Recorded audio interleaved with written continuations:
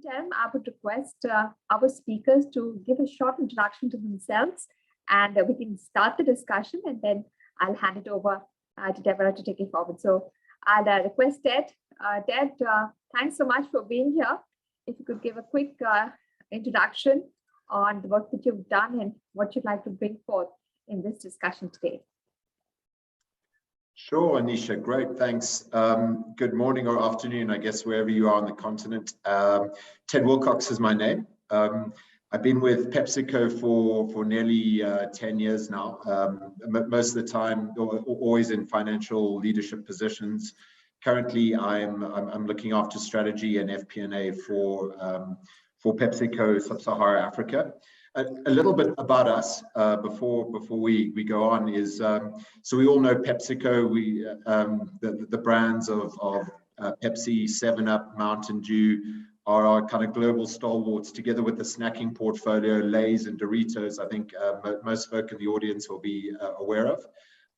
And what we've done with that is we've combined that recently with a scale acquisition mainly in South Africa with the Pioneer Foods portfolio, which also is a wealth of riches there with great brands like Weet-Bix, Liquid Fruit, and White Star and Sasco. So all together, that makes us about a $2 billion revenue region across Sub-Saharan Africa, and a real kind of scale true player in this marketplace.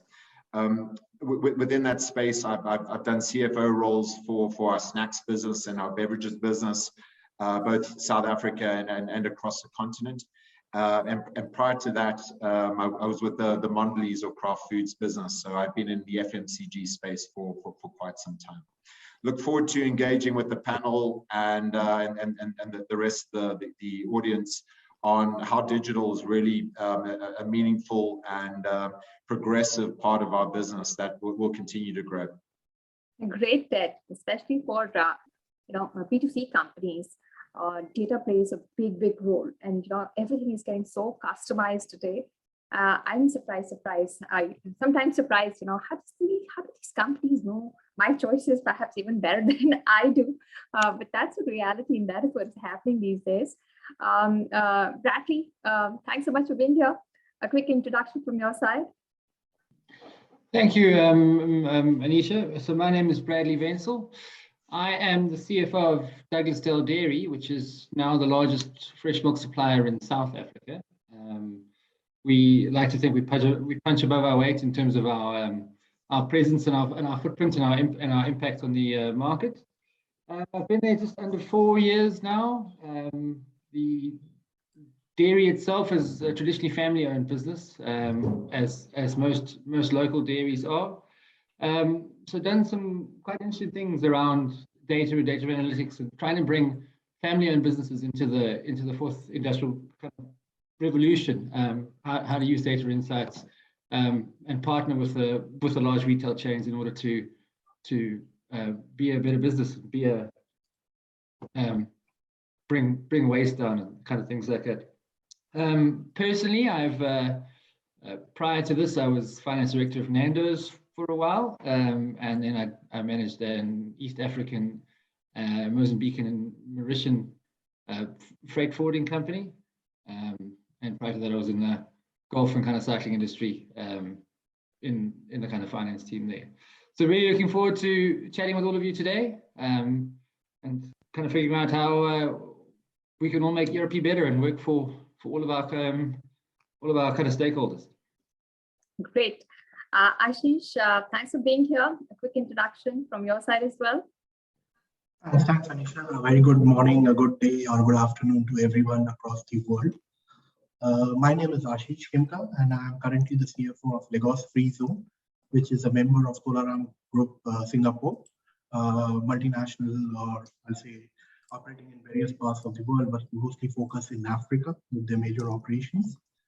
And the current role which I am there, what we are doing is we are creating a special economic zone in Nigeria with a port in the Benin, which helps to drive the economy itself. And what we are doing is the biggest deep sea port, which would be built in the Nigeria market. unlocking the market for the whole of Africa. And we all know Nigeria is the biggest economy in the Africa region.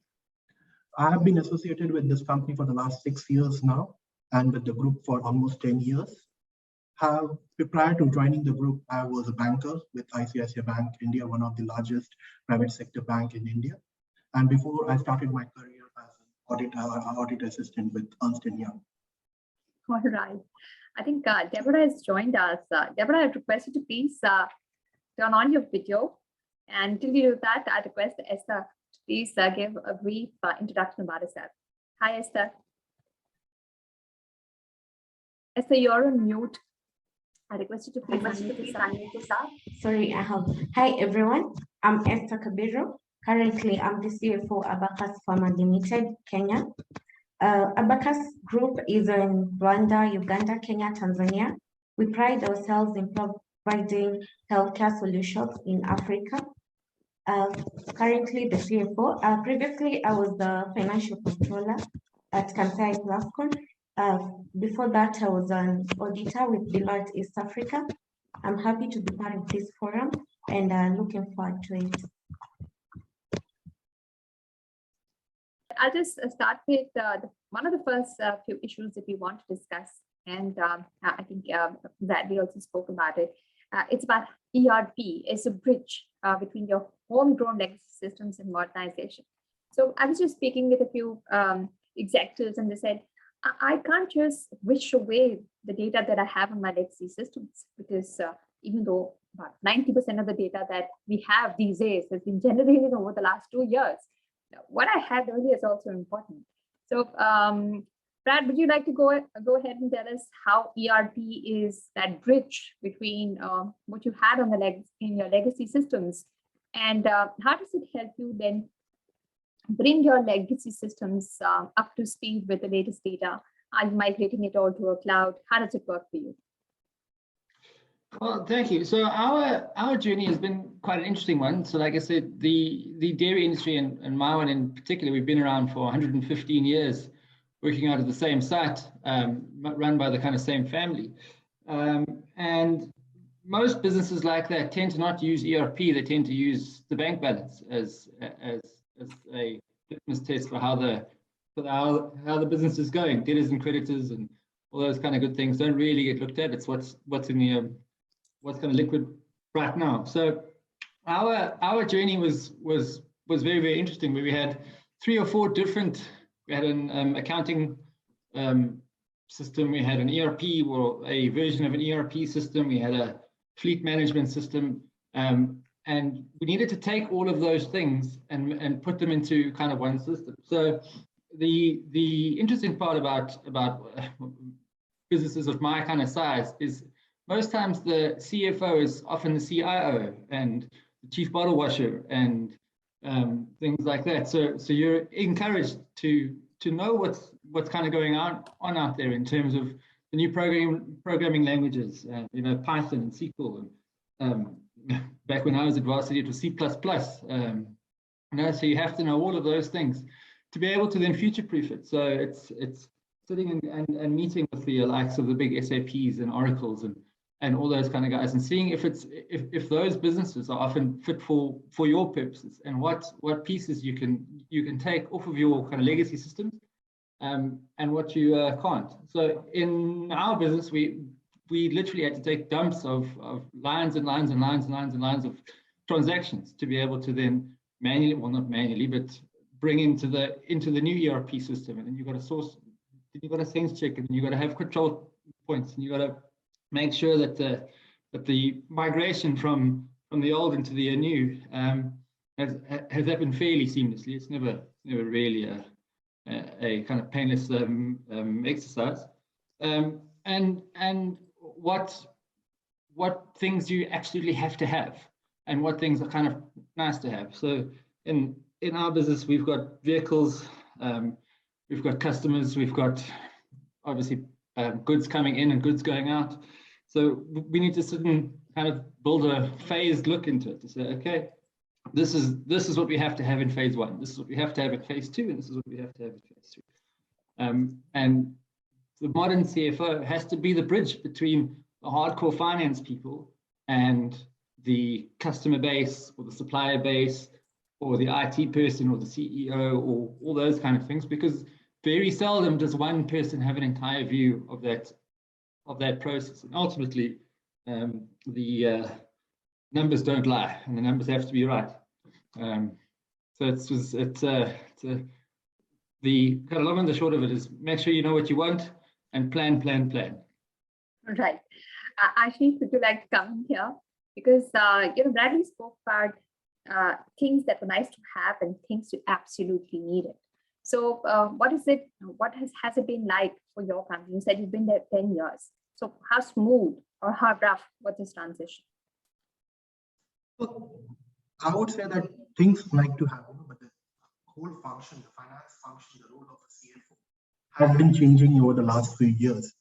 And in the last 2 years, we have seen how the role has completely changed from a number crunch guy to a person contributing through the strategic and analytical advisory role to the CEO. When we look at the finance function as CFO, finance was always considered as the lifeblood or the blood of the function. Everything what you do in your business flows through the finance. You do a sales, you do any marketing activity, you do any production, everything ultimately flows to the finance. And they are also responsible to track your performance. The performance of the whole business is based on the financial numbers and the crunching, which is based on the data. So historically, data were collected, you had a bunch of data and all. But the problem and the issue was how you use the machine learning and the big data to analyze and require that what is the important data and how to look forward for that data, how the data can be useful. That's what analytics and reliance on historical data can help in bringing the whole picture, ERP, that bringing from the silos, various silos that you have, you bring the data at one place, analyze it, and then take the better advisory or strategic decision based on your performance using a bit of your judgment, because you cannot eliminate the human element from the perspective of the decision making. All right. Ted, data is important, and I'm sure a large company like Pepsi has had a lot of data over the last few years, and it's suddenly exploded over the last 2 years. The way you look at data, the way you treat data, the way you now sift through data because of technology has helped a lot. CFOs always have been, looking through data. They've been data centric. How do you see this journey having changed for a CFO over the last 2 years? Ted, the question is for you.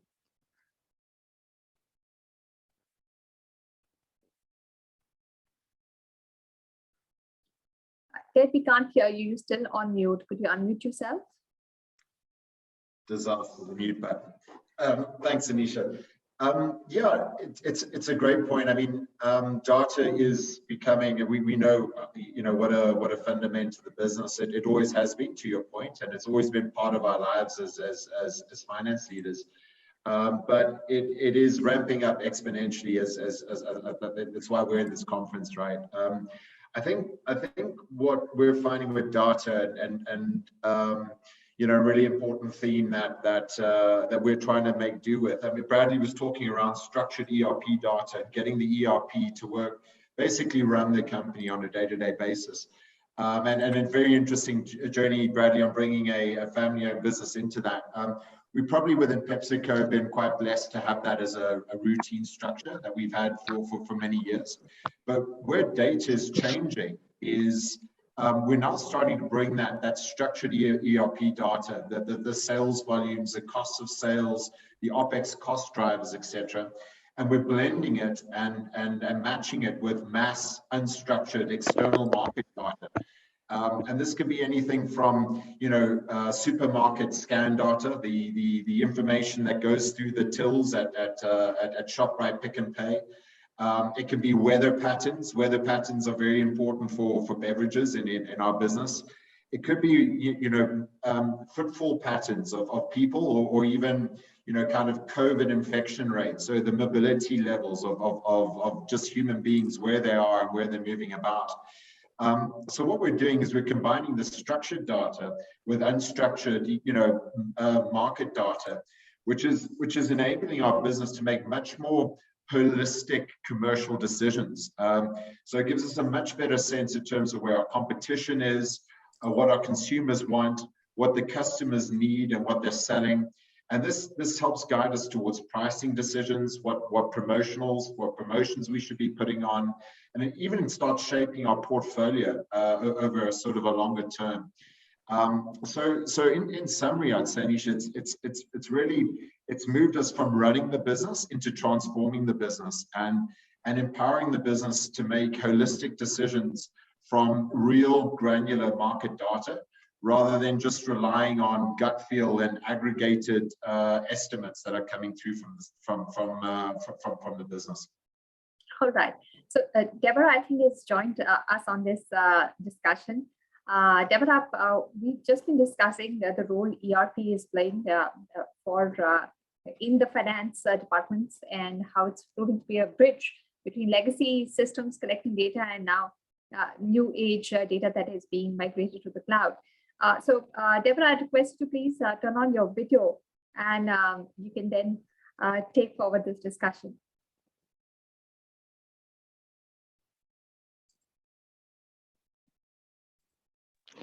All right, thank you very much. My apologies I had internet issues moving up and down different types of internet, but I'm here now. And thank you so much for holding the fort. So we've heard from our first speaker. The question I would like to find out is if you could drill down more about how your journey in Dougasdale Dairy had been able to, redesign critical elements of the ERP system that you've been able to pinpoint and provide information, dashboard, reliability, and all of those. Can you please take us through that process and how our audience can benefit from your experience of how you've deployed that ERP? Thanks, Deborah. So very similar to what Ted said, there's two different types of data. There's the internally generated data, and there's the external data, and it's how you kind of mesh both of those. So in our lives, as I kind of mentioned earlier, we were back in the 1980s, just running the business off the kind of bank account and figuring out things that kind of happened from there. And then this wonderful world of partner integration came in, where the likes of Pick n Pay and ShopRite, and if you talk nicely to certain other retail chains, will give you some data on footfall, sell-throughs, different things like that. So it was building all of those into our own ERP kind of system. So just doing a reverse integration, basically, kind of somewhat. So the one interesting aspect of the dairy industry, in particular in South Africa, is any product which is expired is given back to the processor. So if the milk goes off on the shelf of Pick n Pay or ShopRite or any one of those, the retail chain just gives it back to me, and I have to pass them a full kind of credit. So, and that product then has to get wasted. So it was because of food safety issues. So it was working with them to try and figure out good ways to liquidate that stock quickly. One, where it wasn't being kind of sold, why it wasn't being sold, and different pricing points in order to get it sold so that it could go into the market itself. And it was arduous, to kind of say the least, because you've got different people at different levels of different big kind of retail chains that operate all over the continent, and you're one little dairy kind of awesome to help you out. But in that, the learning is, even those partners also want to be working with you. Very seldom are you working cross purposes, because if it sells for them, it sells for you. So just kind of figuring out what are the key critical elements for us, and in kind of our mind, it was making sure it didn't come back, because that was good food that got wasted. And in a country like South Africa with 46% unemployment and hunger, we needed to do our best to try and get it out into the market. Well, that's so amazing. Thank you so much for sharing. For a while, I'll leave you and move to Miss Esther. And I'd like to find out from her, in your experience as a CFO, what do you think that the benefits are when the EFOs are driving strategic, decision-making based on data? Because I'd like you to speak more on how we leverage enterprise data to translate into value for the organization. What role does a CFO play in that space, Ms. Esther?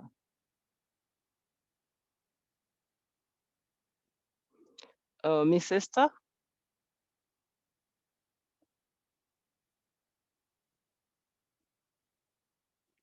Yeah? Sorry, I was on mute. Sorry. You were on mute. Yeah, I was going to say that. Thank you. I'm okay now. So as a CFO, we play very vital roles to ensure that we harness the power, the power of data and technology so as to grow the business in terms of productivity and growth. Some of the roles that we play include data literacy. We must ensure that we communicate effectively so that this data makes sense. We must also ensure that there is access to data. So the right data must be accessed and at the right time to always to push for real-time decision making. The other thing as CFOs that we do to ensure that we derive the strategic benefit is we must make decisions on which KPIs to point on. So this has to be in alignment with other business leaders. We must also be on the forefront to ensure that data is managed properly. So this means that we must give the right data, the accurate data and the clear data and the relevant data to the business user. Yeah. Yeah, thank you for that, Claire, because I like the adjectives that you're using. You're saying accurate data, clear data, useful data. It means that there are other data out there, but a CFO comes into play to decipher, analyze, assess, and appreciate what is useful for the data that we're going to mine and then use for decision making. That's very good and honest. Because another thing that we see that traditionally people think CFOs do, they take back office and then they just follow the decisions and basically they just do cash flow and do all of these things. But in getting our work done as CFOs, I am imagining that people in our audience who is looking at it like, okay, data, all right, does it really matter if I'm not in that flow? What word do you have for them, people who believe that, oh, CFO's role is just to come and tell us about finance and all that? How can we be making better, enhanced, optimal decision? Do you want to give us an example of how you use data to, solve a problem or optimize cost or reduce or make some savings for your organization? Thank you. An example is when you have the data. So you need to know what is happening to this organization. Why, for example, are my sales going down? So maybe you will have to drill down into maybe the product mix. So this product is doing well in this area. So again, you have to go and realize, why is this product not doing well in this region? Probably the customers prefer better. So you will have, so that will prompt you to also drill down to the customers. They know, why are they not buying this particular product, whereas this product is doing well in another region? So that will, the collection of data and analyzing that data will ensure that you now put the right product at the right place and at the right time. I like that, because that means that as CFOs, it's not what we want to do solo, meaning that we need information from sales, from marketing. We work hand in hand with other departments to ensure that the company gets value. Thank you so much for that. I'll leave you for a while. I'm coming back to you. I'm going to Mr. Ashish right now. And I think that when we talk about relying on analytics, analytics means you use the data, you've analyzed it, and you want to use it to predict the future. Certain events that happened in the past, as Ms. Esther has said, why is sales not moving in this direction? Why is the company not delivering year-on-year growth and ROI? So you now have those data with you, you've gathered it, you have everything, and you want to predict the future to say, if this trend continues, we are going to have this. So what do you think that data decision making, what does it think, how do you think it can create value, for an organization? I'm talking to Mr. Ashish right now. Thanks, Deborah, for it. Thanks, Esther, for putting up that point. So taking it forward, I want to first bring it out for a point of difference between an information and a data. All information has data, but it's not necessary that all data would have information. When you put up something as a structured form to a data, you get the information, which can then be used to rely for your future decision making, analyze your past. Historically, CFO roles for the finance function were more concerned towards the past, analyzing the past, being a policing activity and being a controlled function. But of late, we are seeing the change wherein a CFO or a finance guy is not just responsible for the control aspect, but contributing towards the growth of the business by predicting the stuff, what it can produce in future, depending upon the trend which has been seen in the past. Just to give you an example, one of the studies which were conducted by PwC of more than 1,000 executives throwed a number that more than the companies which rely on data-driven decision-making perform almost 3 times better than the companies which were not relying on data, which clearly shows that how the data plays an important role in making your decision-making process and other stuff. Just to put up an example for an aviation industry, you see that the pricing keeps on changing every moment when you go for a booking, and which is done on the back of the data is upon how much is the customer demand on the particular route, what is the kind of supply for a particular route. So on the back end, you don't see the amount of data which are being calculated, analytic, and is being done using the machine analytics and big data, and you get the ultimate final price on your screen. And the moment you come back after 1 hour, 2 hours, you would see a different pricing coming in. But on the back, you will see the historical data being analyzed at what particular time of a day or a season you are going for a booking on a particular route. You will get the price accordingly. That's one of the area where you see data plays an important role in analyzing and predicting the future and making a decision-making process overall.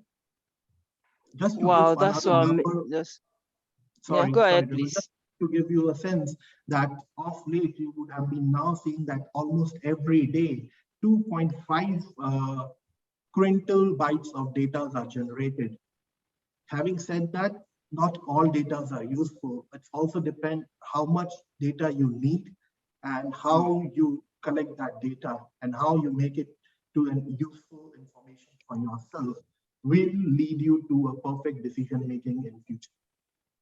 Wow, that's very beautiful. And that's so nice to hear, because the world is changing. We live in a very dynamic world, and there's so much data right now. In fact, it's almost like data is cheap. And like you said, it's not all data that gives you the volume of information that you need. I like that point that you made. But you see, if you want to achieve this culture in your organization, I think there's somebody on this call who is wondering, okay, we get value from data. We make decisions that are real time and are useful for the organization. I have a system where we are still far away. What kind of principles will you be telling them to adopt? What kind of steps will you be telling them to take in order to institute a data-driven culture, even right at the tactical level, managerial level, right down to the strategic level and at the board? How do you think somebody who is interested in immediately flowing in this data-driven decision ways of making business move, what advice or what kind of nuggets will you be giving to them to take away? Thanks, Deborah. So on this front, what I would say, there are 5 key principles which anyone who is relying on data should follow.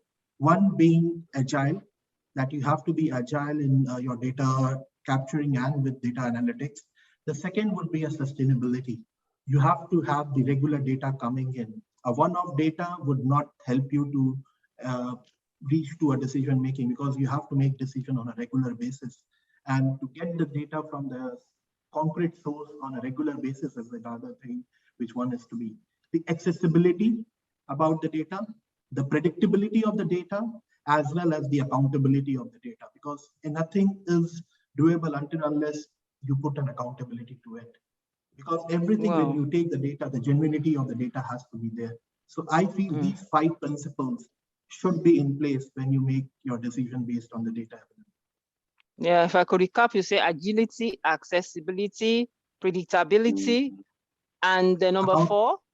Accountability and sustainability. Accountability and sustainability. Wow, those are things that I believe that even a whole webinar would unpack. All right, thank you so much, Mr. Ashish. I move to Mr. Ted, and very quickly, you are helping us to unpack and to understand how we can use business intelligence as a strategic tool to expand our influence throughout the company. So, Mr. Ted, in PepsiCo, Sub-Sahara, you have been doing this. So can you please give us a sense of what it is, how we can leverage your business intelligence and other digital tools, and that you would, walk our audience through what it is with your live experience we should be expecting when we say business intelligence, Mr. Ted? Sure, Deborah. Hey, actually, just firstly, I've got to say I love your glasses. Those are really special. I need to see where I get a pair of those. Very cool. Very cool. Thank you. So back to the point. As I sort of look at how we are using BI analytics and data and digitization in the group. I can sort of think of three key themes around that. And the first one I touched on a little bit earlier. It's around making these holistic decisions in our business by combining, the internal structured data together with external, real, true external customer consumer data to get much more rounded decision making. So that's the first pillar we've done. It's been enabled through these massive data lakes, these huge repositories of information, a lot of data mining, a lot of mapping of bringing the structured and external data together to find the insights and to get it out to the business. So the first theme is leveraging the internal and the external to create synergies between the two.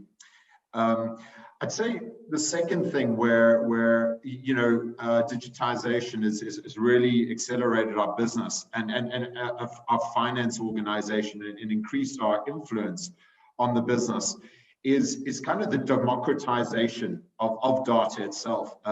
So bringing information to decision makers, to the functions, etc., and across the business. And I've really felt this empowerment of getting information, the right information to the right stakeholders at the right time is doing two things. It's what I mentioned earlier. It's helping making better, more informed decisions, but it's also helping my team a great deal. In as much as we're not called upon every 2 weeks, every day, every week to do another P&L analysis, another cost analysis, another Excel spreadsheet. To try support informing decisions.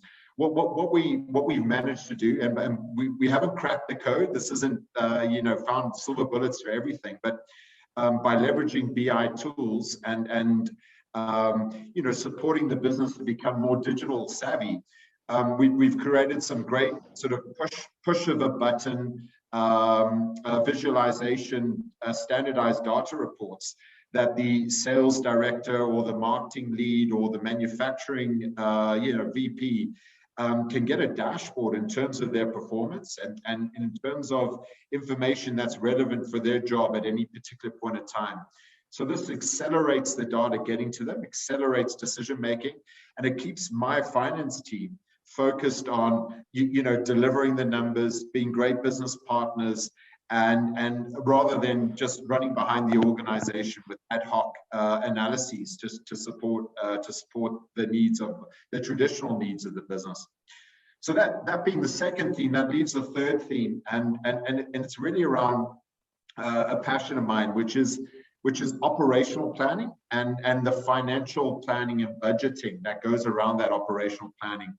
And we've had some pretty good success with artificial intelligence, with AI tools that are helping us sort of extrapolate historic trends with just to say what's coming down the line, what's happening next week, next month, next quarter, next year, or even kind of longer term trends as well. So leveraging technology to do this rather than using human beings is great, because we're seeing that it improves the accuracy of the forecast.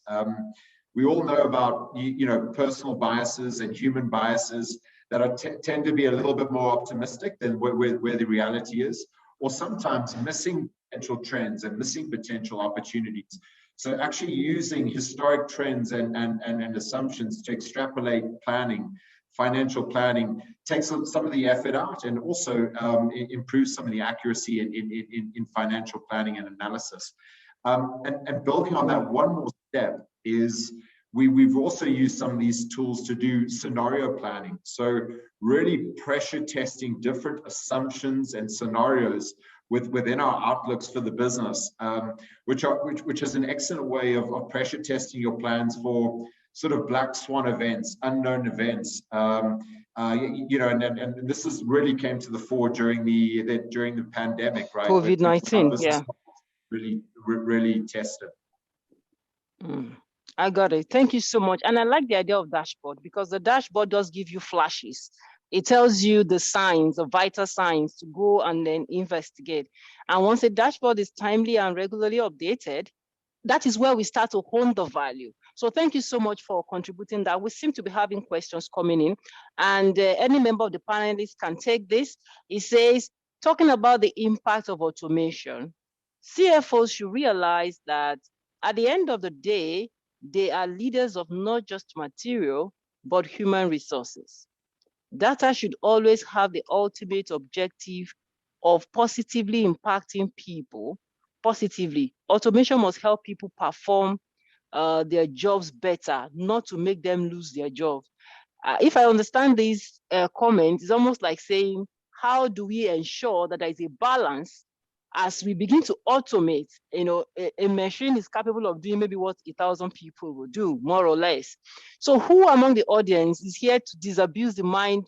I mean, among the panelists, wants to talk to the audience about where the balance comes, because there is a concern right now. So I would ask any of the audience, panelists, to take that question.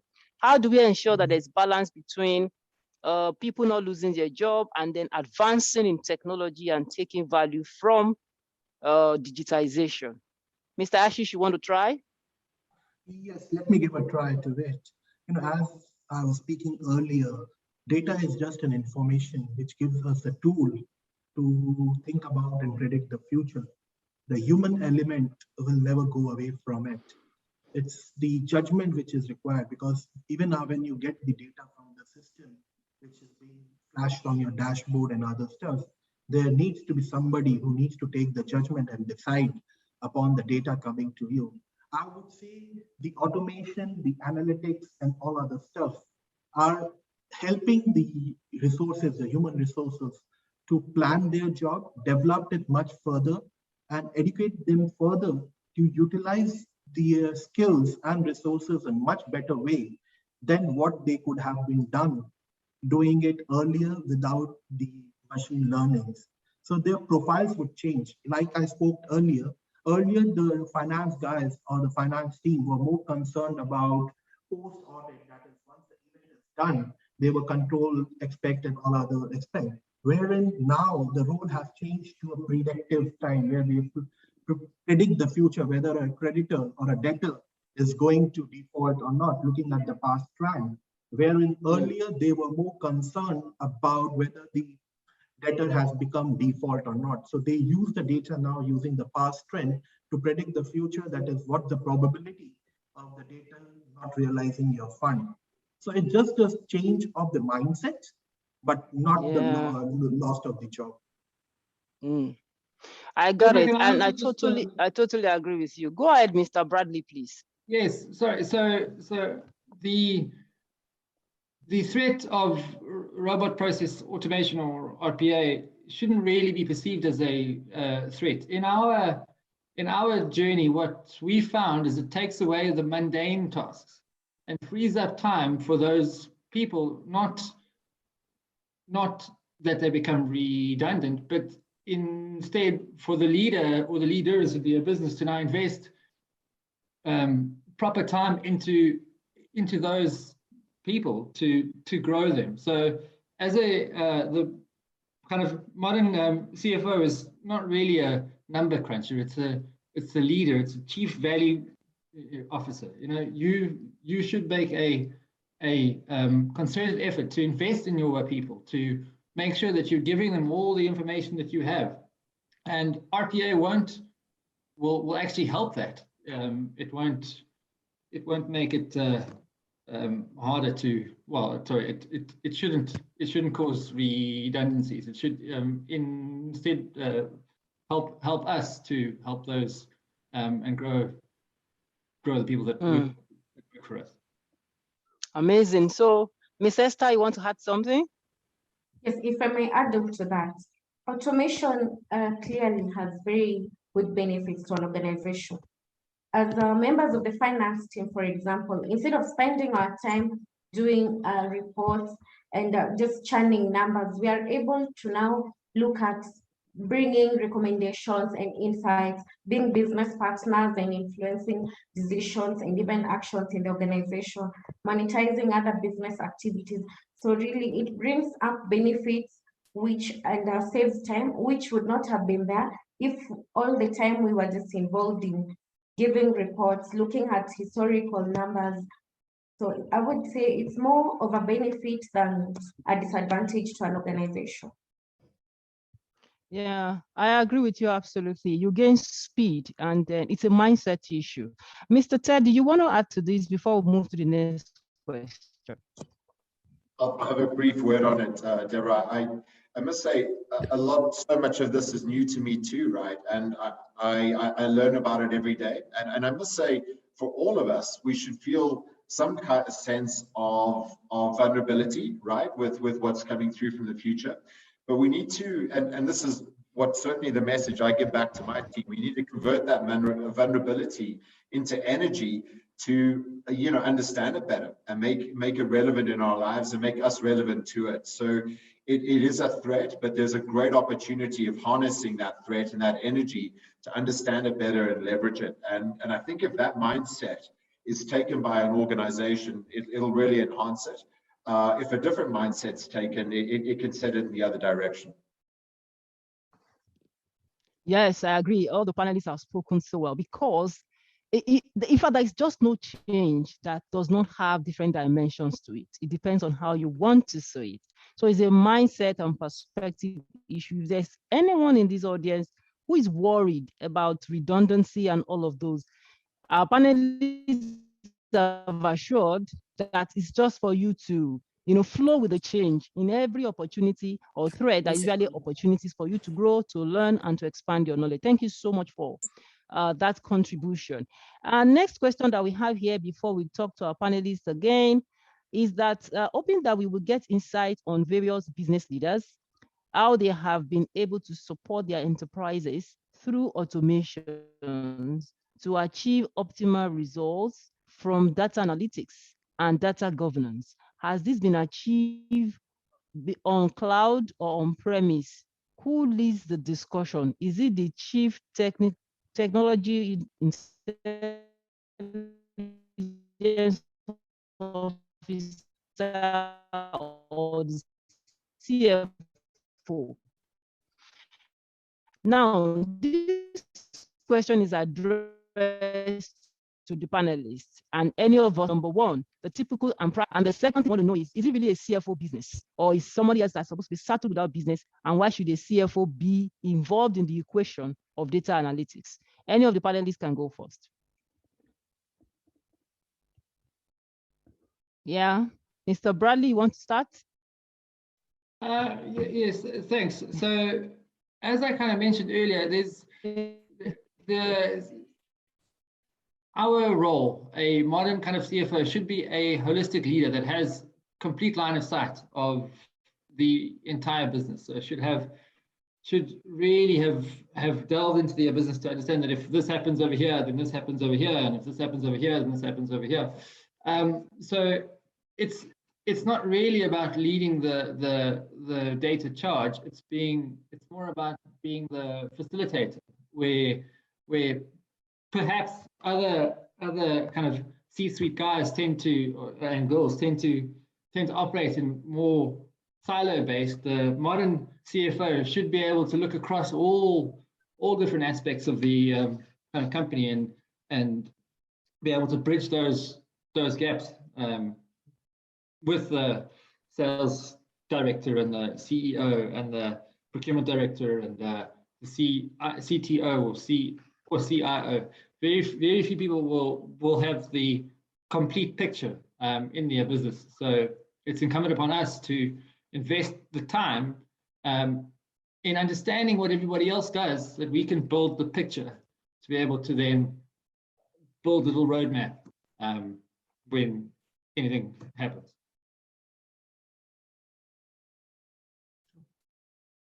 I agree with you totally, because the CFO is like a storyteller. Everybody tells a story. The CFO publishes the story in a consolidated manner. The same way divisions will make their budget. But the holistic budget and how you drive the budget is in the hand of the CFO. So it's not a matter of, it's not your job, it's your job. You are involved, you are weaved around it. Mr. Ashish, I still want to say something. No, I just wanted to add to what Bradley has already said about, or talked about. And I spoke as earlier that all the functions are connected, and like you summarized it during the budget point itself, which captures it. So it's the facilitator, or the finance function is the facilitator. Everything flows to the finance, and we are the persons or data provider for the analysis of the business performance, which comes into play. So it's all depend upon the authenticity of the data coming in, and who can vouch for that data, which is the finance function. And I agree with you. Thank you. And I want to go to Mr. Brad very quickly. When we are talking about all this integration, the CFO is the facilitator, is the conductor, is the combiner, and the consumer. What do you think that this integration will require? What are the necessary things to ensure that this integration works well and there are no gaps? Mr. Brad. So thanks, Deborah.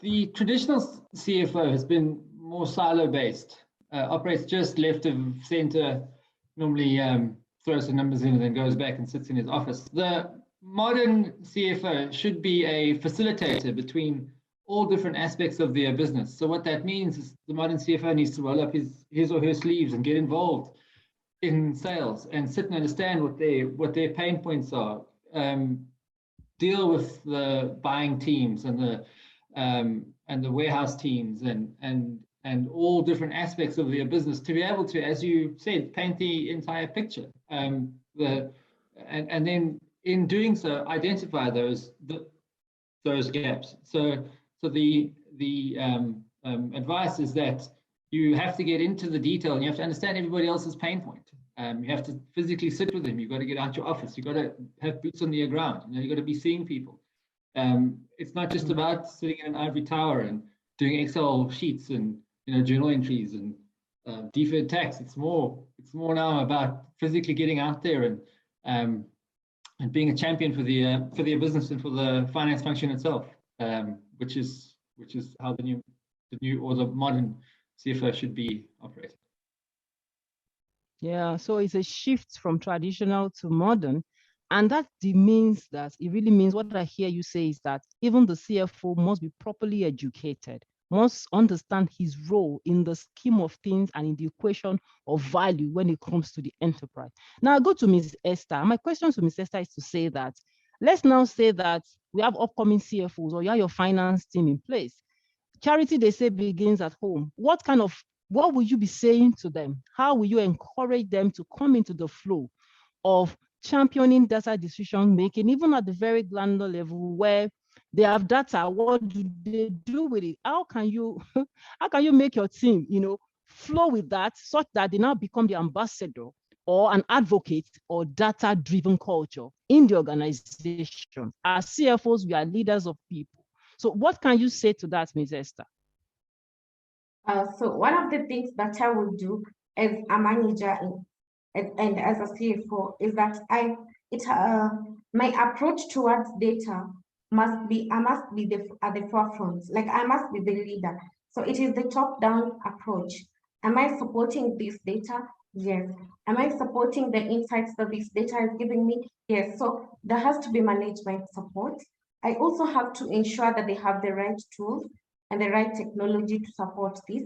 So another thing that I have to do is ensuring that they have the right skills. For example, if people don't have data analytics skills, am I ensuring that they have training to upskill, they have upskilling? So that is what I would do to support them, and also ensure that these insights are translated into actions. Because again, if we have data and we do the analysis and we're not translating this into actions, we will not be doing anything. So there have to be results for each and everything that we do, and there has to be support, and the people must also support it, and I must encourage them to support it. Yeah, I like the way you took it, because then you say the leader stays in front to lead it. You know, you walk the talk, you show example, and then you support them with the tools and the skills that they need. So that's a very good way to do that. Ms. Ashi, I want you to tell us what kind of thing you will do in your organization. For example, let's say you're about to switch from traditional culture to data. How do you advocate it? How do you get your team on board? And what kind of thing will you be telling them? Sure, thank you. So, a change is to a resistance. Something, if you want to change, you will always face a resistance. So as a leader, I should be capable, or we should be capable enough to face that resistance and to show them the importance that what this change will bring in a benefit for them. So that's where I talk about the strategy coming in. So you have to play it very strategically, showing them the benefit which would come to it, and how their function itself will ease out and will help them to perform in much better way. Is that just data capturing, data analytics is not important, what I said. It's about how you use that data to make the decision-making process. And as a leader, we should believe in that. Until unless we believe it, we won't be able to succeed in, as Esther and you rightly provided it earlier. It's also about how the big data works, how the data are captured, the running through the whole process, getting on the field with them will make them confident about it. And then when you make a decision, you need to let them know that which data you used to make that particular decision. And once the decision is made and the results are out, you should also link that decision out or the results to the data back to it, which will give them the ownership of it, that because of their contribution and their data analytics, the company were able to take that decision. And with that decision, what was the outcome of it? What was for the benefit? Once you are able to throw that benefit to them through the real practical examples and the practical uses of it, they will get the ownership. And once you are able to buy that ownership for them, everything becomes very clear and simple. And so motto will come in and help you to have it more. And it's like sharpen your knives. As and when you use it more, they will come up with the solution at their end itself and help you to generate the required data and do the analytics at their end itself. I hear you and I applaud your points, because when you come from a benefit side, sometimes people resist change because they do not see clearly the benefit that it delivers. So once you're able to market and promote the benefits, and of course, who does not like what to make your life better and easy? Mr. Ted, I see you, and I think that you should tell us what it is that those benefits are. You always speak about data analysis reduces biases. We are not talking about emotions right here. Business must be done on statistic data, proven, workable. What are those benefits? Let's say our audience are and they're saying, okay, benefits. Okay, what are they? What are some of those benefits? It's a good one, right? And there's a whole treasure trove of benefits that can come out of it. But And kind of also expanding on Ashish, I think that was a really good answer. That was the carrot, right? The carrot is what the benefits are. We'll get into those, but there's also the stick. And perhaps, you know, in many ways, the biggest benefit of digitizing, going modern, going data, is that you've got a chance of being around in 5-10 years' time. If you don't, it's as existential, right? You know, there are no businesses that are not trying to make this journey, because you cannot be competitive tomorrow, or tomorrow's the wrong term of in the future, without making this journey. So that's probably your primary benefit. It keeps you in the game, right? It keeps you alive and it keeps you relevant. In terms of benefit, look, in our marketplace, it's all about intimacy, customer intimacy, consumer intimacy. And as well said a little bit earlier, it's knowing what your customers or your consumers, what they want, even more than what they know themselves, right? And designing our product portfolio, our price pack architecture, our offering to our consumer base and our customers, so that it's relevant for that. Now, we can't do that sitting in, you know, behind computers and behind spreadsheets. We have to get into their living rooms. We have to get into their conversations. We have to be part of society and part of fabric. And therefore, we've got to be out there, and we need data to connect the dots back into how we shape our portfolio and how we shape our decisions to be relevant in our customer and our consumers' lives. So that's our primary benefit, is that kind of real relevance on offering value, in offering you know, products that make our customers smile and our consumers smile. Wow, that's packed with a lot of value. As a matter of fact, we should just conclude the conference and go away, because knowing the benefits helps us to position correctly. And apart from that, it's not just about what you want to gain, it's also about what you should not lose. And that's what I hear Mr. Ted saying, that is a carrot and stick matter. So even if you say, I'm not interested in the benefits, what about the going concern? Are you here in the next 5 years? What are your competitors doing? Are you serious about your business? And if you're wondering how far this has gone, in fact, everything you do on the internet is based on analytics. Why would you go to a website and the next website pops up for you? And these are all things, algorithms that are set in place to ensure that the consumer has the best user experience. I mean, talk about all of your Google and the rest of them. They give you value based on predictive analytics, based on data, based on your use, I mean, of the facilities and all of those. So we really do not have a choice. And I'm looking again to see whether there's a question, because we have just 2 minutes. This question says, the last questions were taking technology as an enabler, and that is its key value. The next question, therefore, is that the value of people. People value is in thoughts, their judgment, their thinking strategy, their team forming, they're building the core value set of the company that guarantees success. I don't know whether this is a comment, because I haven't seen the question in this. It says, technology is an enabler. Okay. The next question is, what is the value of people? Right? I don't know whether this question is correctly set in the direction that we are expecting. Can anybody attempt anything? It says, what is the value of people? The value of people is in their thought, their judgment, their thinking. I think it's a comment, more or less. Does anybody have an explanation to this question? Einstein's comment to it. I would just add Albert Einstein's comment to it, which says that the intuitive mind is a scared gift.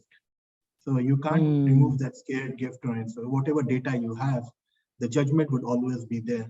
And that scared gift will never be taken away. How much robotic, how much mechanic learnings you can bring it, the scared gift of intuition cannot be removed from it. That's the value. Amazing, amazing. Yeah, with that, we've come to the end of this panel session. I want to thank very profoundly all our panelists. They've done excellently well and they have delivered value. And I know that even when we begin to look at the replay, that's when some of these things will begin to get it. And I thank you, Ms. Esther. I thank you, Mr. Brad, Mr. Ashish, Mr. Ted.